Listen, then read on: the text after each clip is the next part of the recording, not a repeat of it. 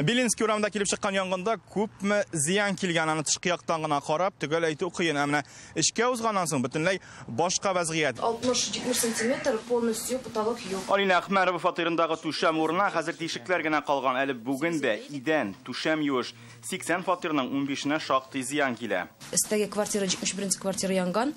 Ana когда тушили, получается, bizga suv oqqan. Yong'in 5-dekabr tunida 3-qatdagi fatirdan chiqa haligi bo'lmada bir kimda yashamagan birinchi farazlar bo'yicha o't qisqa yolg'onish orqasida boshlana.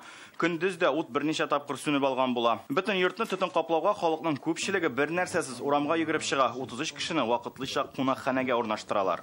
Bizning domni аварийный deb tanimaylar. Bu ветхое жилье, ну, o'zingiz ko'rgansizlar endi bunda yasharga bek og'ir. Ham biz tillaymiz, чтобы bizning domni аварийный deb tanildilar. Но пока mana ishlarga jeymaylar. 73 yillik tuzilgan yurtda 2008-yildagina kapital remont yasaylar birida yashovchilar aytuvuncha, uni ko'pdan avariya holida deb tanirlik. Idanga bosarga qo'rqinish, elektr shivoqlari tuzgan tushamda ishladilar. Shonabız endi Чтоб неде икенче елга Алла берсе, менә квартиралар биреп инде, аларга да рахатланып, куанып, шатланып яшәргә язсын. Мин әйтмәкче идем глава администрацияга бу районга ярдәм итәргә, чөнки безнең бу үй в аварийном состоянии, ветхое.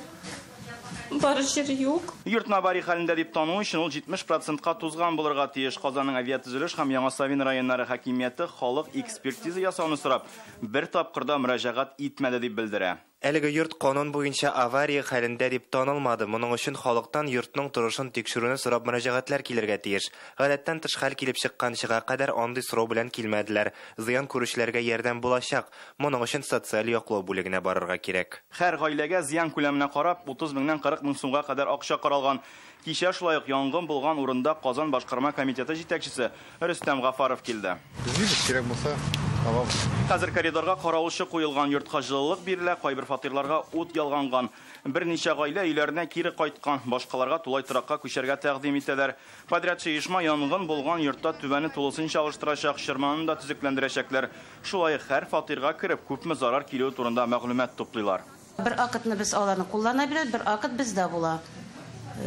Шул аннан соң без аларга инде шул ремонт ясаячакбыз квартираларына инде. Хәзер биредә яшәүчеләр йортны тузган дип тану өчен дәүләт торак инспекциясенә мөрәҗәгать итмәкче. Халыкның күпчелеге куркыныч торакта яшәгәнче, яңасында социаль ипотека алырга да риза. Руслан Хусаинов, Игорь Романов, Яңа Гасыр каналы.